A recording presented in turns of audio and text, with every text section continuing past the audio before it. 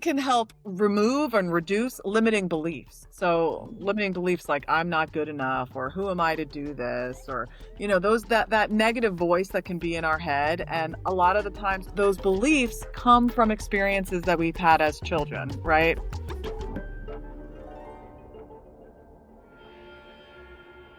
Hello, and welcome back to Retrieving Sanity with your podcast host, Keegan, and this is your podcast for all mental health, addiction, recovery issues, and topics. And I've got some questions for you today, mostly just one. Have you tried pretty much everything you think of to, better yourself or try to get better? Well, today we've got Lauren Fonvielle with us, and she is an EFT coach of sorts, and much more than that. But before I just don't do her justice, Lauren, why don't you tell us a little bit about yourself, where you're from, and what got you to where you are today? Sure. Yeah, so I am an EFT, which stands for Emotional Freedom Techniques, and that's a practice of gently tapping on certain points of the body while acknowledging how you're feeling. So I'm both a practitioner and a trainer, and it has been a practice that has helped me personally with my anxiety and stress levels, and has also I've been able to witness all these shifts in my clients as well. And so I came to find this modality through my own struggle with anxiety, and I really started to feel better when I was using it. And that's really all it took, was just noticing like, this is weird, but it's making me feel a little better. And so I wanted to learn more. So I kept taking classes, and it sent me down this path where now I have the honor of sharing it with other people to help them feel better in their bodies, because we all deserve to feel good. Yeah, that is for sure. I'm sorry to hear that you had to sit there and go through struggles of your own, but that kind of makes it all the better, right? Because you know what it's like to have the struggle. You know what it's like to actually do it. So you can sit there and you can guide people whenever they're hitting those roadblocks and stuff, whenever you're trying to teach them that kind of thing, right?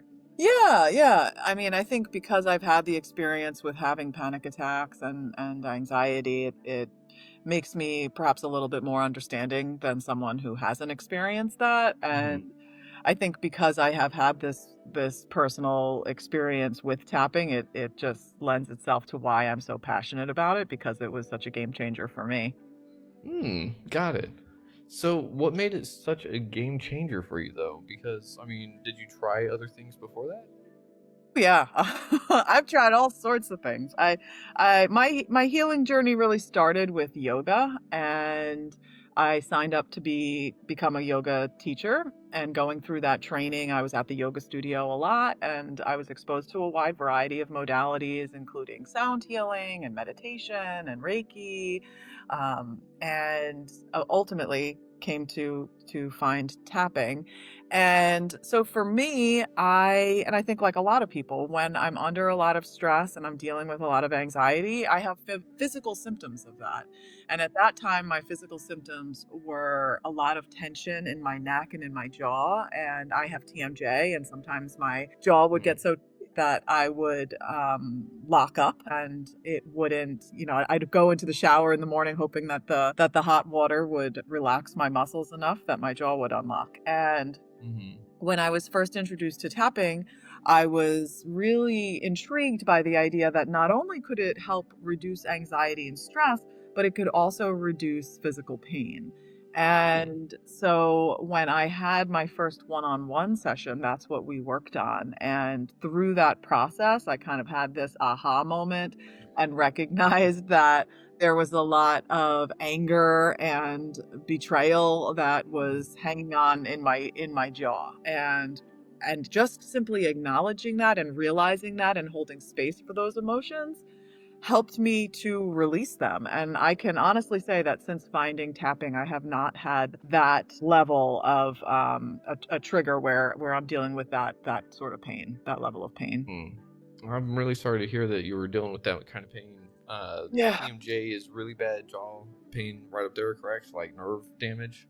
Yeah, it's just like this constant, like, a lot of the time when you have TMJ, you're clenching at night. There's just this tightness, the muscles like seize up, and Yeah, it's not fun. It's not fun, Yeah. but it's been a blessing that I was able to find this, and now that, now it's more of a thing, like when I start to feel something physically, and sometimes I will get sensation in my jaw, and that's an indicator, right? Like, okay, something is going on. I need to explore it a little bit more. So because of all of these practices that I've learned, it's really helped me to cultivate a better relationship, like, between the mind and the body. So when the body starts speaking and like whispering, Mhm. that's the time to listen, because I think we all know that if we don't listen when our body's whispering, we end up having to hear and deal with our body screaming, and nobody enjoys that. That's for sure. That is for sure. Mm. And it kind of reminds me of the whole, if you don't take a break or if you don't rest, your body will take one for you, and it's not going to be an ideal time, Yeah, you know? So it kind of would make sense that same kind of thing goes for our emotions or the way that we handle anxiety and stress, because a lot of us like to just kind of hold it in because we don't really know what to do with it, right? exactly. And so I guess for you, it kind of manifested in your jaw mostly, right? And so that's where your neurons just went, all right, I know where to go whenever we don't got anywhere else to go, and just headed straight to there. Does that sound kind of right? Yeah, no, I think that's exactly it, and just like you said, a lot of us, when we feel uncomfortable emotions, we don't like that. So typically what we do is we shove it down, right? And then we distract ourselves with something else. We throw ourselves into our work, or we throw back a few too many beers or glasses of wine so that you don't have to feel that discomfort. And while that may help in the short term, I think we all know that in the long term, all that stuff that you've been stuffing down is going to build up and build up until you get to a point where it's going to explode. And Mm, sometimes that explodes physically in the body with physical pain. Sometimes it explodes with an emotional, meltdown. And it's our job to really listen to our bodies and acknowledge the emotion, and as uncomfortable as it may be, sit in that discomfort, because when we do that, it allows us to process it and allows us to move through it, which allows those emotions to move. And if we're not doing that, then we're going to be forced to do it at some point. You know what I mean? And we don't have to get to that point where we're mhm. That's a really good way to put that, because going on 4 years sober, I'm sitting here and learning that the hardest thing about being sober is just, well, dealing with my feelings, right? Like, that's what I was trying to avoid that whole time. And it was interesting because a lot of them were those negative or really quote unquote negative, or made me feel not great. But at the same time, I felt so much better whenever I actually processed them in a certain way instead of just kind of ignoring them and running away. And so EFT, you're kind of doing that too, but you're actually like charging head on with like a weapon, actually, right? I don't know if I'd call tapping a weapon, but I get where you're going with it. I mean, the the idea, well, so the definition of emotion is energy in motion, right? So it's this Mhm. idea that our emotions want to be acknowledged, they want to be felt, they don't want to be shoved away and ignored and, like, not felt. And so yeah, so tapping is the tool that you can use to help you, because sometimes you don't even know what the emotion is, right? Like, I've had Mhm. people come to me that just say, "I'm so overwhelmed. I'm so stressed out and I'm so overwhelmed." And it's Mhm. just this big global thing. Everything's bothering me, right? And so you Yeah. start there, and you can, when you're tapping on these specific points of the body, you're speaking out loud, and you're talking about how you're so overwhelmed and you're so stressed out. And then as you do that, and as you're tapping on these specific points, which are end points of the meridians, which is the meridians are how energy moves through the body. So some of the same points that if you were to go to an acupuncturist, they would put needles in at, and Mhm. you know, all over the body. But with tapping, there's just certain points. And so as you're tapping on these points and you're saying how you feel, what starts to happen is that things from your subconscious mind begin to make their way up to the conscious mind. So sometimes, there's a direct link, like, okay, I'm really stressed out and overwhelmed because I've got this big project at work and it's all consuming, right? Mhm. However, there might be other contributing factors that are, aiding in the feeling that you're feeling. And maybe Uh-huh. it has to do with memories of the past or a past project that you worked on that, who knows, the boss said something to you that made you feel a certain way about yourself, right? And as Mhm. you're tapping, that memory comes up to the surface. And there's a reason for that because there's still emotion that's not processed from that event. And so tapping can Mhm. help you to move through that, and it really is this beautiful process of, connecting the dots of why you're feeling the way you're feeling and helping you to release that so you can move forward and feel good. Interesting. Yeah. So EFT is essentially let's say, the timid acupuncture, right? Yeah, so it's acupressure. So it's some of those same Mm. points, but we're applying acupressure. So you can either Mhm. gently tap on the points, or you can just apply pressure and maybe massage the points. Either way can be effective. Okay. And you said we have certain spots to do it and everything like that because that's the way that the energy flows through the body. And so you had tapped up here on your face. Yeah. I'm I'm You want me to assuming that walk you that's through the points? you totally can if you'd like. Yeah, yeah. So the first point is on the pinky side of the hand, and Okay. that's where you do what's called the setup statement. And the setup statement goes like this. You would say something like, even though I'm feeling really anxious and overwhelmed, I love, honor, and accept myself. So the first half of the sentence is focused on, what you're feeling, the emotion, and the second half is something more positive. And sometimes people struggle with saying, I love and accept myself. So you can say something that something else that feels true. So, like, even though I'm stressed out and overwhelmed, that's just how it is today, right? So, the words that we use are important, and it's important to what you're saying feels true and really resonates with you. Mhm. And then the rest of the points are what we call reminder points. So then you move to the top of the head, the crown of the head, and you would just say, I'm so stressed and anxious. And then we can move to the eyebrows, the start of the eyebrows, all this anxiety. Mm. And then we would move to the sides of the eyes. This is a common point that sometimes people will just naturally touch during the day. If you're feeling stressed and anxious, you come to the temples and you just maybe give yourself a little massage. And you would Mhm. just repeat again, I'm anxious and stressed. And then under the eyes, all of this anxiety. And then we go under the nose. I'm feeling stressed out. And then onto the chin crease, all of this stress. And then we come to the collarbone. This is another common point for people. Maybe you bring your one hand to your chest. You can do it with two hands just below the bone, or one hand with the index finger and thumb really spread apart. All this anxiety. And then under the arm, the side of the body, about 2.5 inches down from the armpit, feeling stressed and overwhelmed. And then the back of the hand between the pinky and the ring finger. So stressed. And so that is what we call a round of tapping, simply because you're tapping around in a circle. And some points are more sensitive than others. Most people will have like a favorite point that they just tend to go to. Mhm. And the other thing is that there's science behind this, because sometimes it can feel really woo woo, right? Like I'm tapping on myself and I'm supposed to feel less anxious. Like, what the heck is going on? But what's happening when we're tapping on these points is that it's actually sending a message to the amygdala in the brain, and the Mhm. amygdala is the part of the brain that controls fight, flight, or freeze.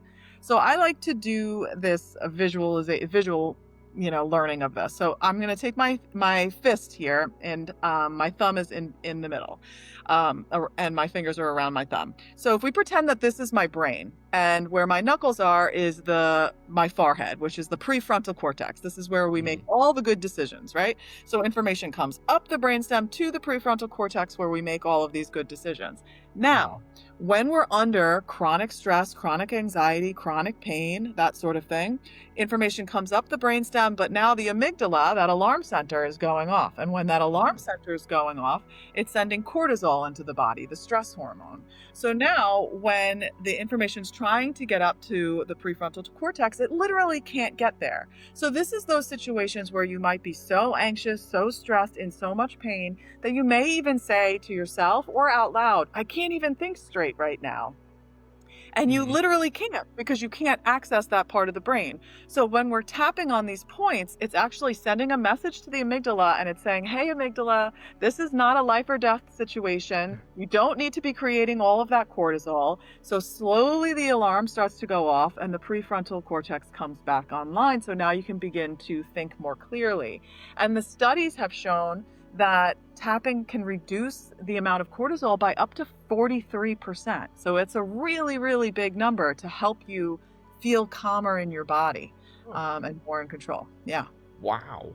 43%. That Yeah. is It's a big impressive. number. So that was a study that was done by Dr. Peter Stapleton, who's located over in Australia. And it was done with saliva tests before and after tapping to see what the cortisol levels were. So pretty impressive. So what I always like to say to people is that if you remember anything about tapping, it's maybe just figuring out which point feels the best for you. And when you start to feel stressed and anxious, or you start to realize you're dealing with a lot of pain and you're overwhelmed, just tap on that one point and take some nice deep breaths. And that in itself is going to help you lower your cortisol levels. And then that added component of speaking out loud as you tap on the point is even going to take it to the next level. Huh. That's really interesting. And I was just about to ask if that 43% was like just one little session or something, or if it was like a whole bunch of sessions. But if that was just one session, that's pretty impressive. Yeah, and it was group tapping too. So it wasn't even just like a one-on-one session. It was a group of people tapping together in a space. So it's pretty amazing. I mean, there's some amazing studies that back it up. There was a study that was done on a group of veterans who had been diagnosed with PTSD. Tapping can also help with the symptoms of PTSD. And Okay. so they tapped with these veterans for 6 weeks, and they Hmm. met with them individually for 6 weeks and did tapping, I think for about an hour. And then at the end of the 6 weeks, 90% of the veterans in that group had a reduction in their PTSD symptoms. So Oh, that's pretty powerful stuff too. And yeah. it's not just veterans that are dealing with trauma and PTSD. I think all of us are on some level. But yeah, I would have to agree that I think everyone has been traumatized at one point or another, probably mostly by their parents and or those around them.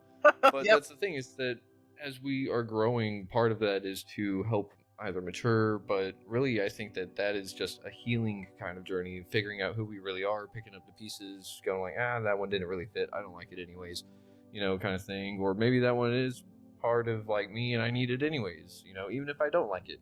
So maybe can tapping help people get more comfortable with themselves in a sense, like to be more confident maybe. Yeah, absolutely. So tapping can help with reducing, sorry about my dogs in the background. um, Tapping can help remove and reduce limiting beliefs. So Ooh. limiting beliefs like I'm not good enough, or who am I to do this, or those that negative voice that can be in our head. And a lot of the times, to your point, that those beliefs come from experiences that we've had as children, right? Mhm. Whether it be something that a teacher said to you, like for example, maybe a teacher told you, yeah, you're really terrible at math, right? And so then you go through the rest of school thinking, oh gosh, I'm really terrible at math. So now you have this belief and you're starting a business, and looking at your numbers is really scary, because again, you're still carrying this belief that I'm not good at math, but you don't even consciously really remember that. You just have this belief, yeah, I suck at math, right? And so tapping through that will likely bring that memory to the surface so that you can hold space for it and move through it and realize, that's not true. That's something that I Mhm. took on from somebody else, and I can move forward in a different way. And so it 100% can help you, identify things that you need to acknowledge, and then help you to feel more confident for sure. Hmm. Okay, nice, I Yep. like that. And So so to follow up on that one, are we familiar with the left and right side of the body, and like left is feminine or receiving and right is masculine slash giving? yeah. Do you think EFT will have effects on which part of the body you tap? Necessarily which part of the body. So sometimes a common question is like, oh, well, if I have, this particular issue, is there a particular part of the body that I should tap on? And the Hmm. answer to that is no, because you just tap on all of the points as part of the protocol. Um, but it is interesting, because I also do energy work and I'm a Reiki practitioner, and so I work with a lot of entrepreneurs who are go-getters, right? They're people who like just push through and keep going and power through, and Hmm. sometimes that masculine side of the body is really dominant. And so then it's this idea of accessing the feminine side and being able to, lean into self-care and that sort of thing too. And so some of that comes up with the beliefs that somebody has, and then I like to incorporate maybe some Reiki into the session. And I'm all about figuring out what modalities work best for you, and going with that. Sometimes I'll incorporate movement into a session too, because I'm a yoga teacher, and so yeah, like I think all of it plays into each other. Yeah, that's awesome. Yeah. Have you ever incorporated somatic dance?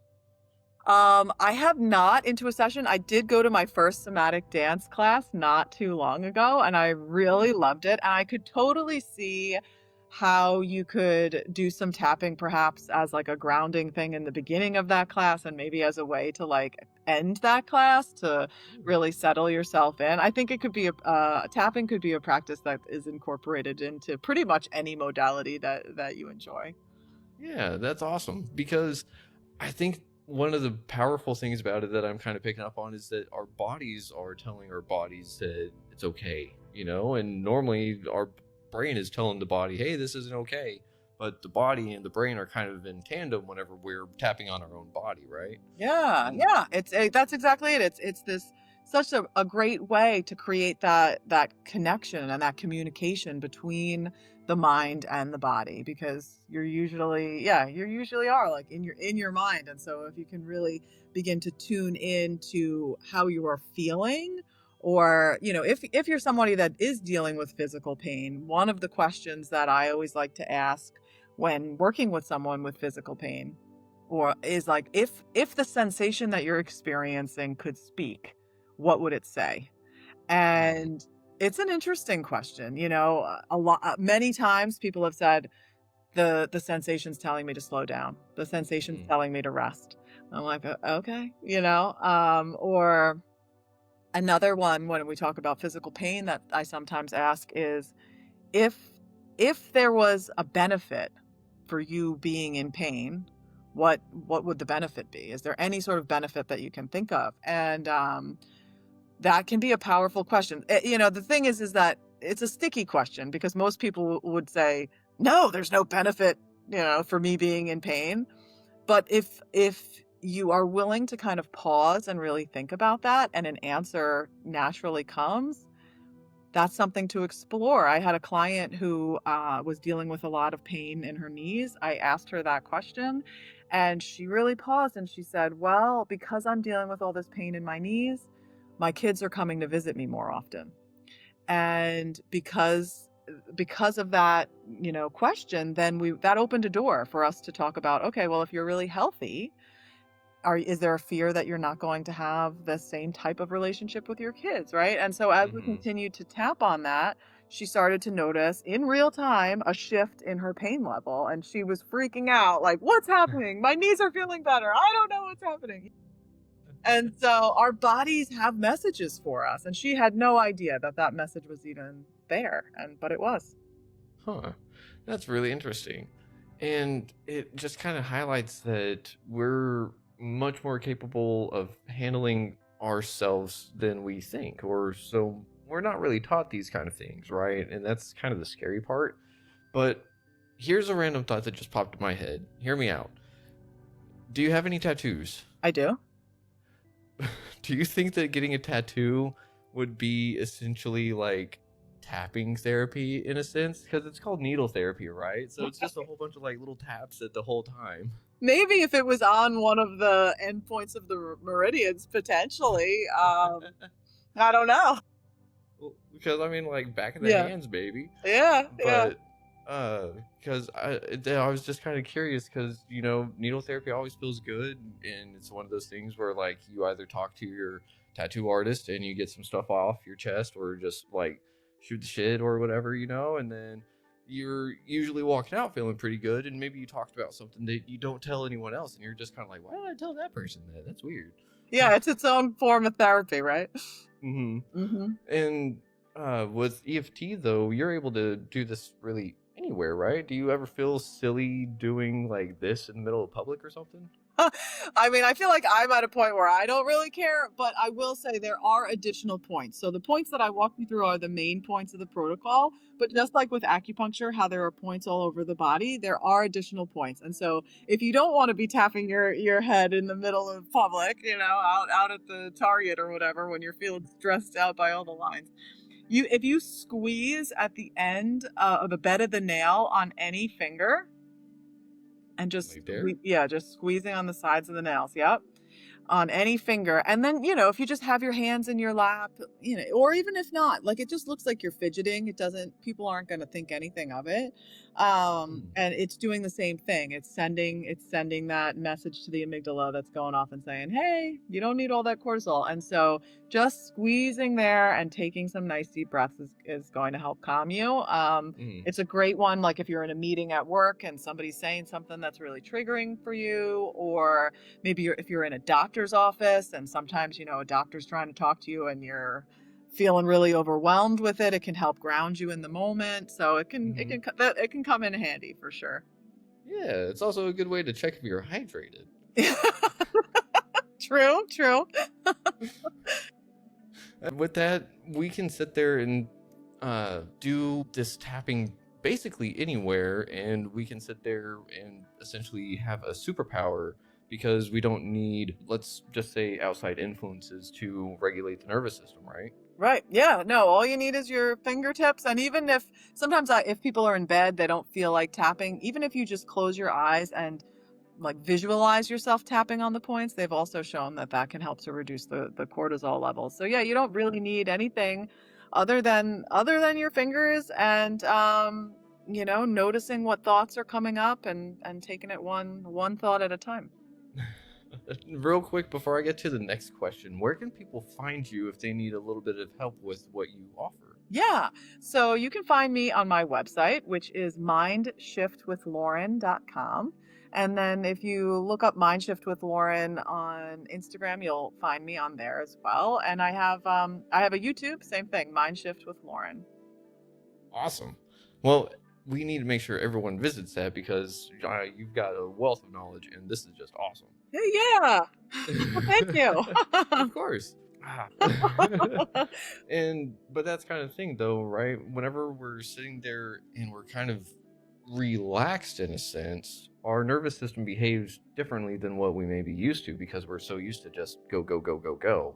So, what is one of the things that someone first recognizes whenever the EFT starts working? Because you said that that one client started noticing the pain difference right away. Is there something else that you've seen someone kind of physically express, I suppose? Yeah.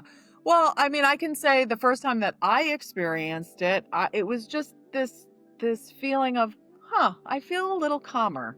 I don't know why this is working. This is weird, but I feel a little calmer. So it can be just something as subtle as that. Then when I had my first one-on-one session, I kind of had that aha moment that I was talking about, and a reduction in the pain after recognizing what emotion was going on there. Sometimes it's more of it can be little or it can be big. There's a wide range, and it really depends on the person, and it depends on how long they've been dealing with whatever particular issue it is that they're tapping with. Also their readiness for healing. Again, that's something else that's sticky because You ask somebody who's in pain if they're ready for healing, they're gonna say yes. But when I say that, it's that same idea of kind of being able to pull back and think about things from a different perspective. And sometimes there's someone that is just like ripe and ready to do the work, and there's a shift right away. I will say that does not always happen. So it can be Mhm. anywhere from a subtle feeling to something larger, for sure. Hmm. Awesome. I love that. It's something that is unique and individualized, just like what people are going through themselves. One thing I remembered the question. But yay.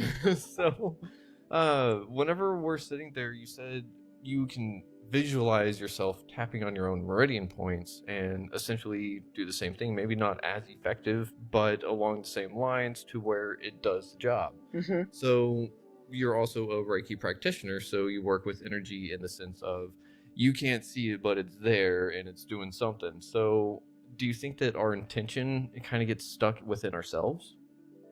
I mean, I think the reason why it works is because again, we're just holding space for how we feel. And whether Mm, we're actually tapping on the point or picturing ourselves tapping on the point, like it's something that I'll do if I wake up in the middle of the night when you've got all those thoughts racing through your head. And my intention in that moment is to fall back asleep, right? But maybe it's like I'm worried about whatever I have the next day, or I'm thinking about something that's going on with one of the kids. And so maybe I'm just laying there with my eyes closed, kind of going through the points in my head, thinking like, I have all these worries. I can't turn my mind off.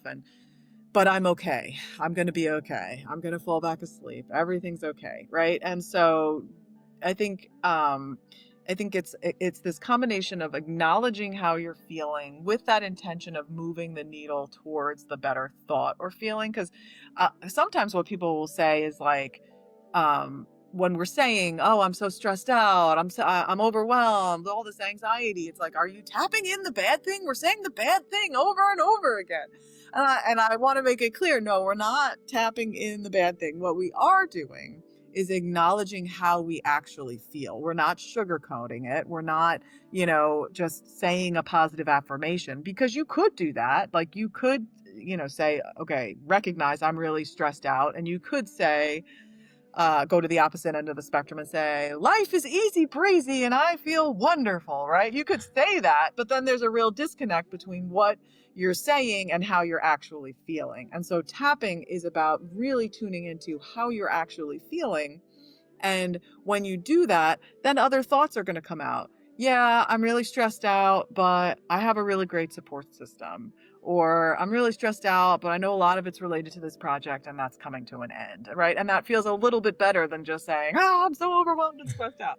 And so, I mean, I do think your intention is important, but I think even more so, it's just meeting yourself where you are and allowing yourself to feel whatever it is that you're feeling. hmm. Okay. That's really interesting. So, we're sitting there kind of being our own best friend in a sense, but not the one that is tough love. Right. It's just saying how it is, right? Because I feel like Mhm. so often, and movies like The Secret, and this idea of like manifesting, which I think there's something to be said for manifesting and putting positivity out, but we don't want to just be giving our lip service to what we want. We want to really manifesting happens when you're really in alignment and you really feel it, right? And you're Mhm. not going to really feel it when you're feeling all these uncomfortable feelings. And so in order to get to that place of really being in alignment and feeling it, we have to acknowledge it. We have to sit in the discomfort of it, and then we'll get there. And so Mhm. it's an important part of the process. Yeah. What do you think makes us uncomfortable in certain things? Because some people handle themselves with immense grace, and other people sit there and seem to have the hardest time with anything, you know?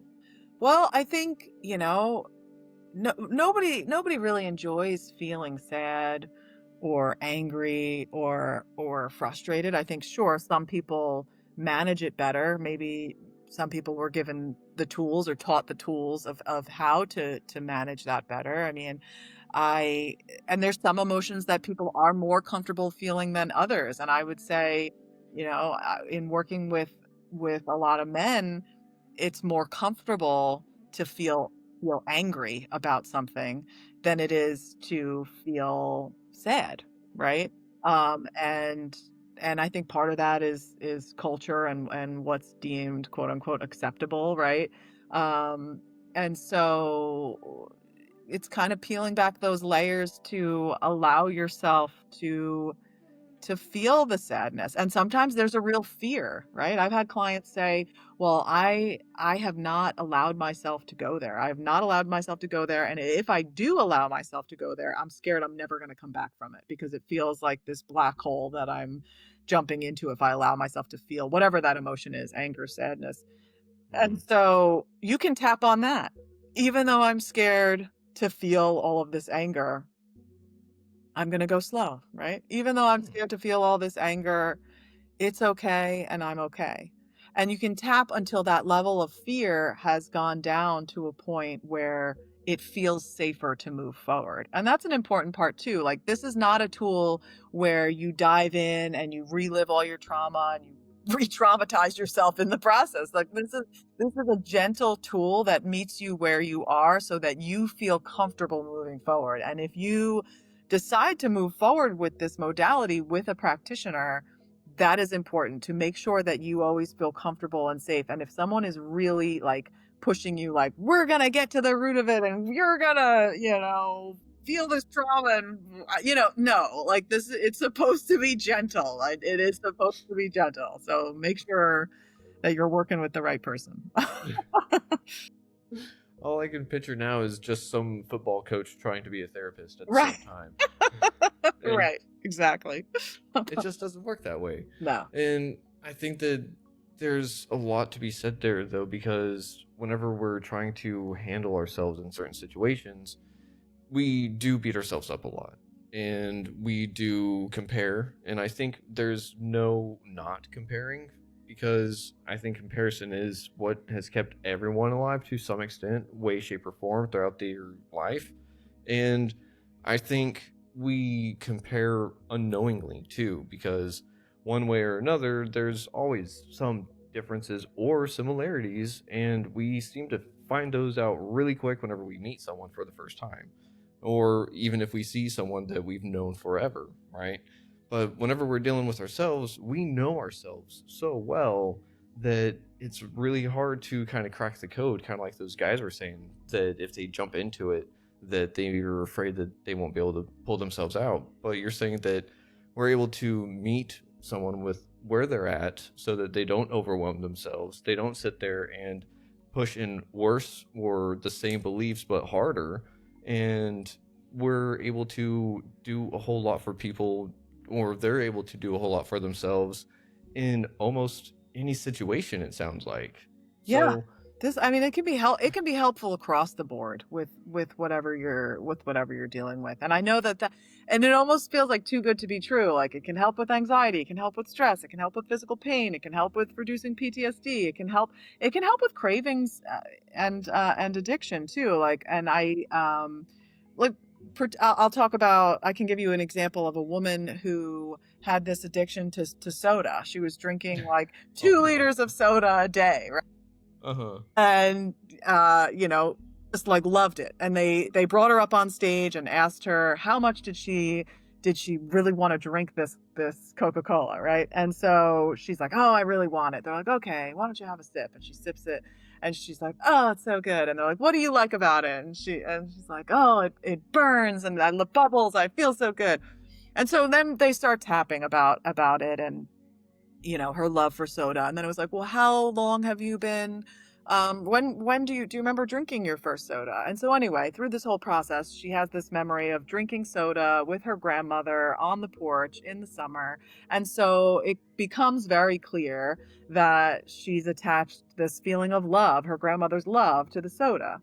Yeah. And once she realizes that, there's this cognitive shift that happens. And so at the end of the tapping session, they have the soda in front of her. They're like, "Do you want the soda?" She's like, "No, not really."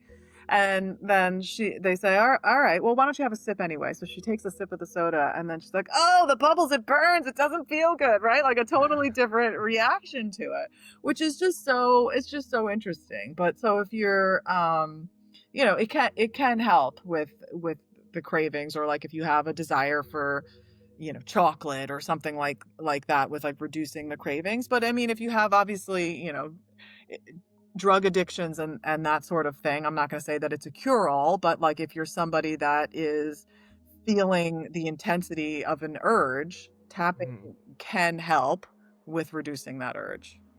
Yeah, Yeah. for sure. And I think that that's one of the huge points about it, whenever it comes to addiction, because that's the thing is that whenever you're in it, you're just in it. There's not a lot you can do besides get out, and it starts slowly. You don't just get pulled out by a rescue helicopter and you're wonderfully good forever. You have to sit there, and if you don't find tools as you're getting out, if you don't find a support system once you're out, so on and so forth, if you don't find certain things to carry yourself forward, it's going to fail.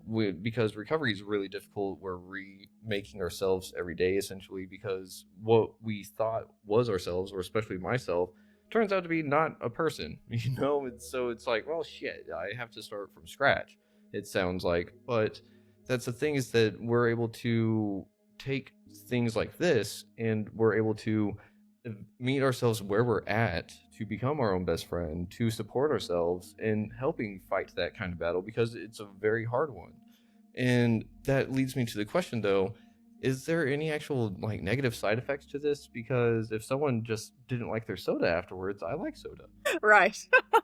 Well, no, there's really no negative side effects. I will say though that if you are someone who's interested in this and wants to try this and knowingly has some big T trauma in your past, I wouldn't tap on that by yourself. I would definitely get help and work with a practitioner through that, just to be super safe through the process. But otherwise, no, there's really no negative side effects of it. Oh man, that is one of those things where it's like, man, it sounds too good to be Yeah. true. But that's kind of the thing, right? A lot of these things that are too good to be true just means that we have to put in work, right? Because that's where the price comes from. We have to sacrifice our own time for it. We have to make room for ourselves. And if we don't make room for ourselves, then it can't happen. Yeah, we have to allow ourselves to feel the feelings. You gotta Hmm. you gotta feel it to heal it. Yep. Well, one of the people in my recovery rooms, they say reveal it to heal it, you know. That too. That too. Hmm. Yeah. But we can sit there and do a lot with tapping. But what's your favorite thing that you've done with tapping so far?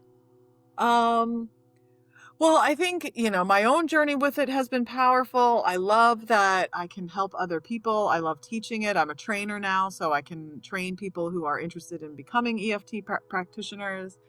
I love that there's just so many different ways that you can utilize it. I love that it complements other practices. I've also incorporated it into yoga classes. So not only are we doing the somatic movement, we're also, reflecting and tapping on the points, and moving through the emotional side of it. So I guess I love, with all of that said, I guess I love how adaptable it is, and that how you can use it in so many different ways. Yeah, that's awesome. The first thing that I had pop in my head for some reason was EFT and yoga at the same time. So I'm doing the tree and then gorilla. Yeah, I typically teach it with in a yin class. So it's Ooh. more like gentle, all on a mat, but that you go for it. Do the tree pose and the tapping under the arms at the same time. Go for it. Uh, Extra balance. Um, yeah. I don't know why that popped in my head, but it's one of those things. Uh, so whenever tapping comes into play, how do you, let's say, if someone's skeptical Mhm. whenever they come to you, wow, what do you do to make them just like takes a leap of faith? I mean, Yeah. they went to you in the first place, right? So it's interesting, right? So sometimes I'll do workshops where people obviously sign up and they attend, and other times I'm hired to go speak to a group of people at a business or at a support group where the people that are there haven't necessarily signed up to see me, but I'm like the guest speaker, right? So Uh-huh. the energy can be different when there's people that are there that are like, oh, this sounds a little crazy. So I've definitely come across, my fair share of skeptics, and I always invite the skeptics. I think it's fine. This is not a practice that you have to believe in order for it to work. I just say, give it a try and see how it makes you feel. And if it makes you feel better, then that's awesome. And if it doesn't, then move on to the next thing. Like it's just my thing is, like, if you're here for the next hour, just give it a try, have an open mind, and see if it's the thing that's going to move the needle for you. Ooh, I love that. A little bit of just give it a shot. Yeah, there's no negative side effects. You might not like soda if you were addicted to it, but that may be a good thing for your dentist. Right. You know. So, um, and dealing with skeptics and sorts, you said that there's nothing. You don't have to believe in it for it to really work. So, not to play devil's advocate, but do you feel that other modalities you work with, like Reiki, for example, do you feel that your client has to be gung ho about it for it to really work? And you do EFT whenever they're kind of like not that in it? Yeah, no, I mean, if somebody's coming to me for Reiki, they're most They're likely in a it. believer. Like, they're not somebody that's like, again, like a skeptic with it. Um, but I do think that um, just meeting someone wherever they are with it, and if you're skeptical, it's okay, and that just see how it makes you feel. That's usually my go-to thing. If somebody is skeptical, they've never done Reiki, but they signed up for it. I think if more so if you have that mindset of, this is not going to work for me, like Hmm. like if you are just like closed off, this isn't going to work for me, sitting there with your arms crossed, it's not going to work for you, Hmm.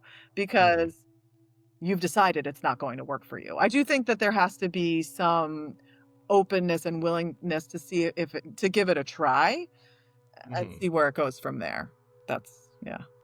Yeah, for sure. I was just curious myself because I'm all about Reiki too, and it's just one of those things that I know that whenever you're not familiar with the way that energy feels, whenever you're not actually paying attention to your body or what's around it, kind of thing, everything just feels like static all at the same time. And so it's kind of hard to notice that there's something going on. But I think that there is something to it too of saying, closing yourself off to it. And then it's just like, it's just not going to happen because you don't want it.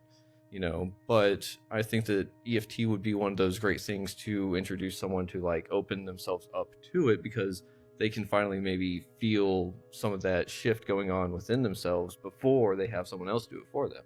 Yeah. Yeah. And when I first teach someone, I often have them focus on something physical in their body. Like, we do what's called a constricted breathing exercise, and noticing like what kind of tension you feel in your chest. And as you tap, typically what happens is there's like a loosening. It feels a little bit easier, like your breath, is more full. You can take a longer inhale, longer exhale. And so when somebody is focused on really feeling a physical change, I feel like then they open up a little bit more to moving towards the emotional. And so I'll kind of go from talking about the tension that they're feeling, or the tightness that they're feeling in their chest, to asking something like, if that tightness was an emotion, what emotion would it be? And oftentimes the answer to that, people would say, with the chest, is stress, right? Or anxiety, or sometimes grief. And Mm. then we can move into tapping on the emotional side, and it usually works pretty well. Hmm. Interesting. So you get to see a lot of people change almost in real time, if not real time. And then you get to see them walk out of your office, per se. And they're probably walking a little bit taller and happier, right? I mean, the intention is to leave feeling a little bit lighter. I mean, sometimes there are some heavy things that we tap on, and that isn't, I would say, always the case. But I would say the majority of the time, you're leaving feeling lighter and more open, with hopefully a little bit of a aha behind you. Yeah. Um, I would actually have to maybe argue that that could be the one negative side effect is that you have to feel your feelings, you know, That's because true. yeah, they're not always necessarily going to be like, hey, you've been holding on to me for 5, 10 years and I'm gone in 10 minutes. It's probably going to be like, I'm going to hang around you for a little bit, bud. You're finally acknowledging me. Mhm. So let's go ahead and talk about that grief whenever grandma died or Right. something, you know? Right. Yeah. Or, stuff from your childhood comes up, and we can do tapping where you're talking to that younger version of you who didn't get the love or have the type of relationship with whoever in your life that you needed, and why you felt sad or why you felt alone as a kid. And that can be intense work to do, but it can be really, really powerful too.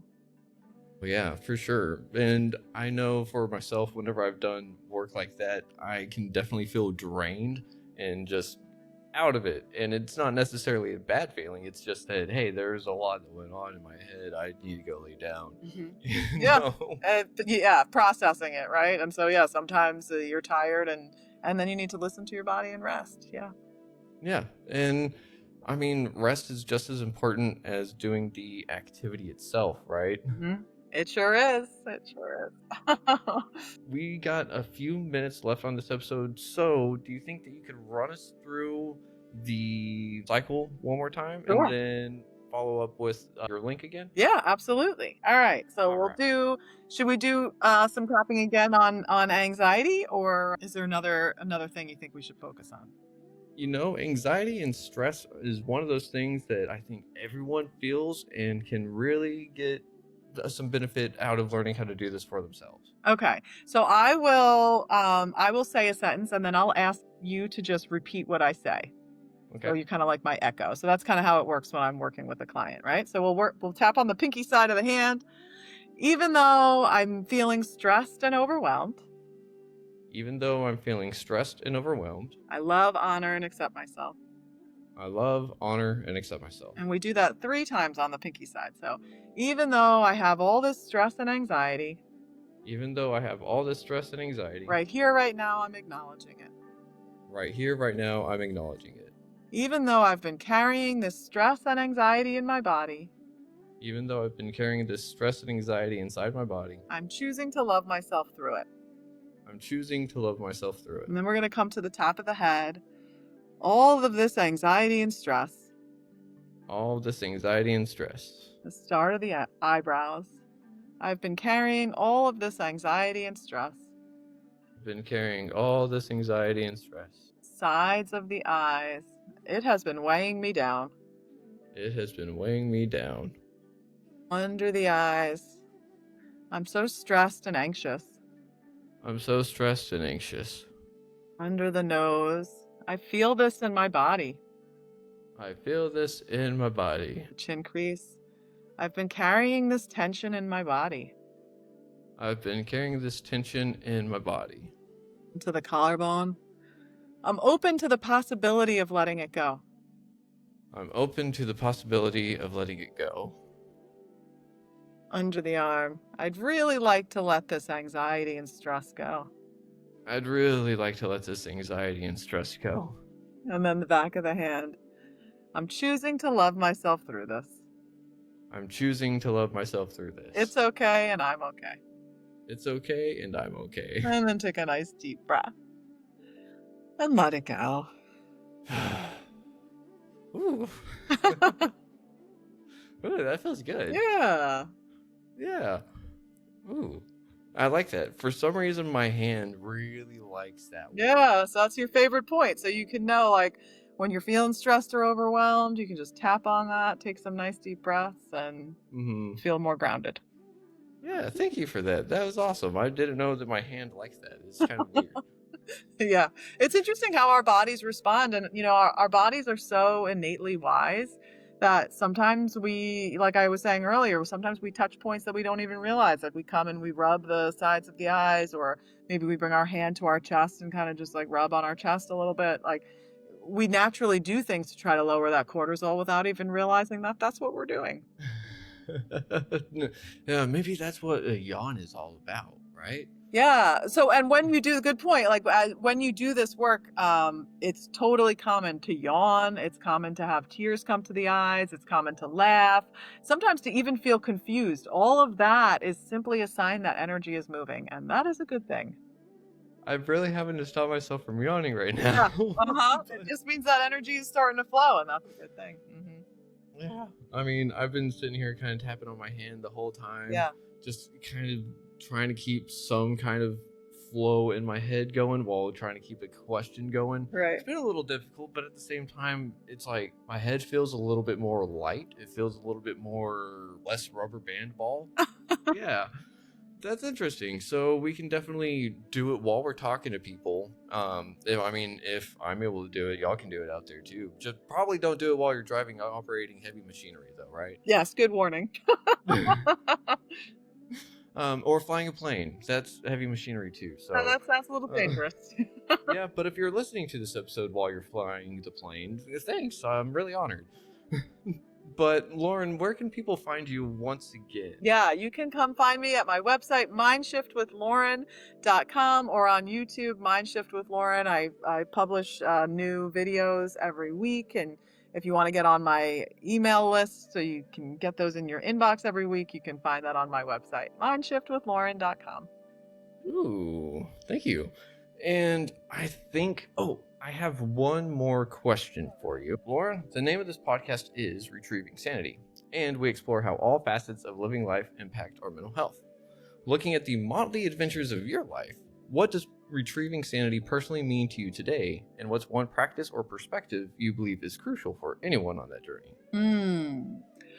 I would say retrieving sanity just makes me think about coming home to myself and really doing what I need to do to take care of me and putting myself first in order to take care of those that I love the most. And that we all need to do that. We can't pour from an empty cup, and you need to prioritize your health and well-being and your mental health. And I would encourage people to follow the nudges. So if you have been intrigued by listening to this and you want to try tapping, you can go to my website and download the free masterclass. Or if you're intrigued about Reiki, go find a Reiki practitioner and give it a try. You know, when things pop up into your world, especially repeatedly, I'm one that tends to believe that's happening for a reason, and the reason is for you to explore it. So go explore what you're interested in and see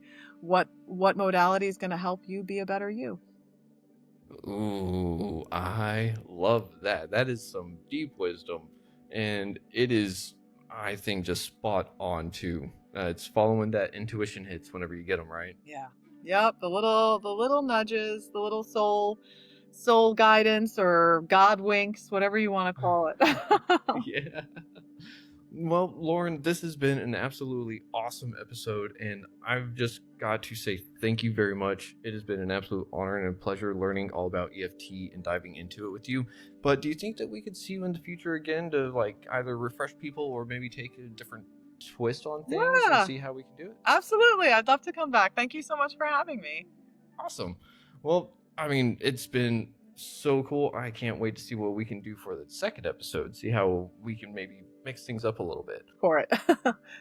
So, everyone out there, thank you for listening to Retrieving Sanity on WDJY 99.1 FM. And as always, we will see y'all next time. But you gotta try to love yourself. Love others if you can, but you gotta love yourself first before you can do that proper. And we just hope that you have a great rest of your day, night, whenever you're listening to this. And we will see you next week. With that, much love. Shalom.